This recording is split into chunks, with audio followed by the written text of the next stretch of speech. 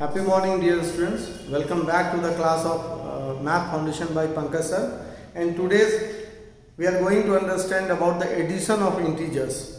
Dear students, this is very interesting topic and this is also very important.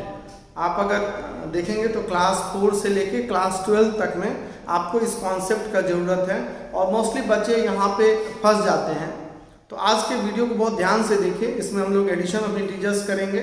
In last my video we understand about positive integers and negative integers. So बहुत ही short video, बहुत ध्यान से इस चीज़ को देखिए। आप यहाँ पे दो बॉक्स देख रहे हैं। फर्स्ट बॉक्स प्लस साइन के साथ है, जिसका मतलब होता है जेब में पैसा, जेब में पैसा। और जो दूसरा मेरा बॉक्स है वो है माइनस। माइनस का मतलब होता है उधार।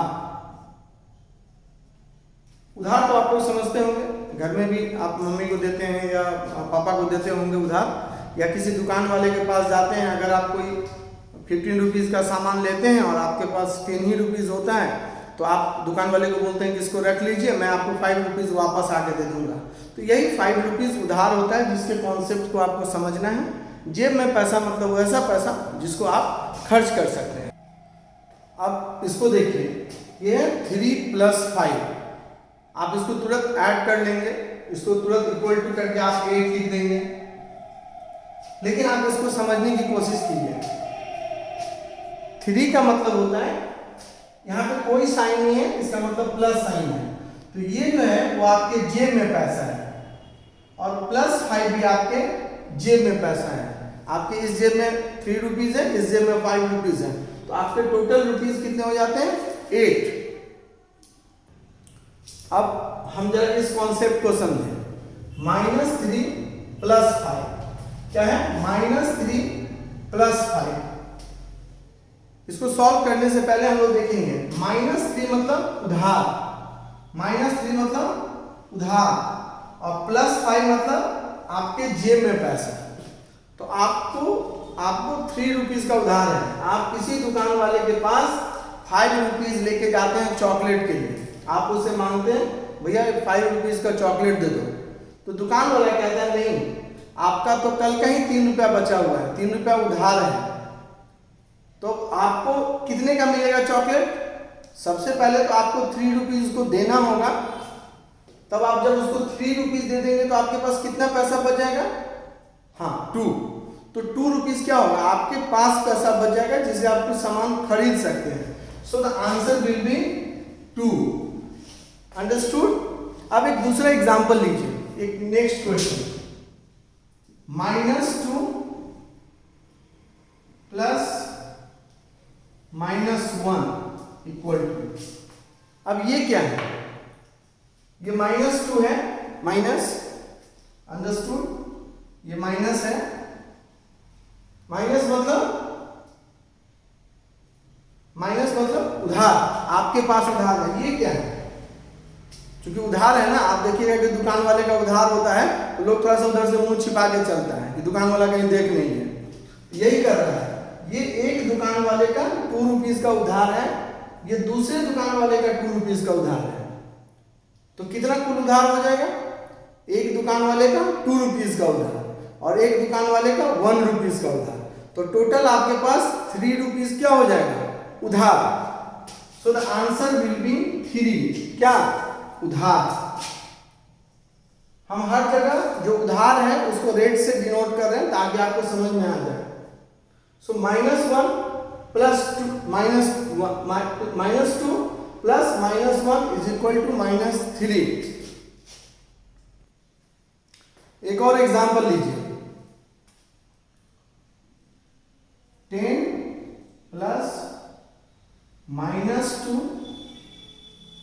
+ -3 = अब इससे पहले कि हम इस क्वेश्चन को सॉल्व करेंगे, हम इसके प्रोसेस को समझें। What does it says? It says कि 10 रुपया क्या है आपके पास? 10 रुपया क्या है? आपके जेब में पैसा है। 10 रुपया क्या है? आपके जेब में पैसा है। ये 2 रुपीज क्या है? ये 2 रुपीज है उधार। ये 3 रुपीज क्या है? ये 3 रुपीज है उधार। आप बताओ,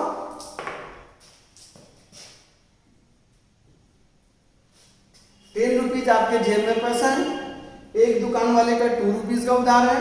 तो हम जब यहां से इस दुकान वाले के पास गए तो मैंने उसको 2 रुपीज दे दिया। तो आउट ऑफ 10 आपने 2 रुपीज दे दिया, कितना बचा? 8।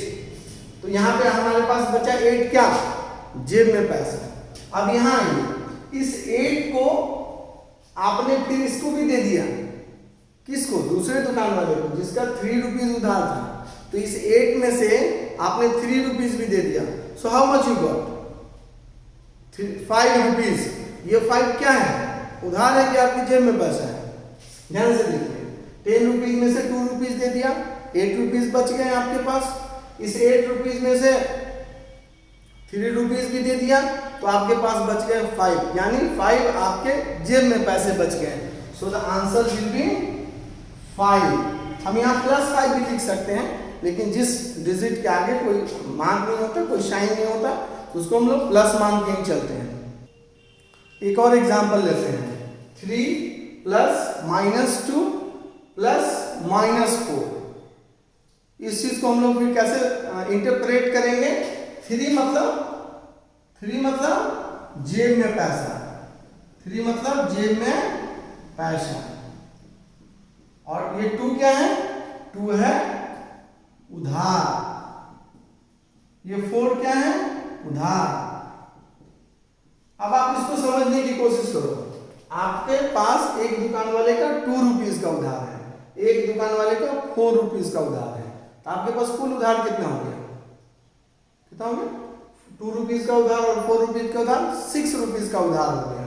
और आपके जेब में है मात्र 3 रुपीज, यानी आपके जेब आपका टोटल उधार हो गया 6 और आपके पास है कितने? 3। तो जब आप उसको दोगे तो आपको क्या बचेगा? 6 आपका उधार है, 3 उसको दोगे तो डेफिनेटली आपके पास 3 रुपीज उधार बच जाएगा। दुकान वाला कहेगा दोबारा आइएगा तो हमको दे दीजिएगा। So the answer will be -3। तो हम इस ढंग से देख रहे हैं कि जब कभी भी हम मैथमेटिक्स में माइनस प्लस को, जेब में पैसा प्लस को और उधार माइनस को उधार मान के बनाते हैं तो हमारा कॉन्सेप्ट काफी क्लियर रहता है। आप इससे रिलेटेड अभी मल्टीपल प्रैक्टिस करिए, आपके बुक में है प्रैक्टिस, और आप अभी से इसको समझ लीजिए। आप जितना ज़्यादा प्रैक्टिस करेंगे मैथमेटिक्स उतनी आपकी होगी। मैथमेटिक्स कहीं टफ नहीं होता है, सिर्फ हम ये सोच लेते हैं कि मैथमेटिक्स टफ है इसीलिए ऐसा हो जाता है। आप प्रैक्टिस करें, कॉन्सेप्ट को बनाएं और आप समझ लीजिए। अगर आप इस कॉन्सेप्ट को अभी समझ लेंगे तो अलजेब्रा में आप x y का जब कॉन्सेप्ट आएगा तब आपको कोई दिक्कत नहीं है। पढ़ना आपको 12th तक है, इसीलिए इस कॉन्सेप्ट को आज ही क्लियर कर लीजिए। कोई ज़रूरत होगा तो हम लोग नेक्स्ट वीडियो में हम इसको डाउट को क्लियर करेंगे। Thank you and keep practising.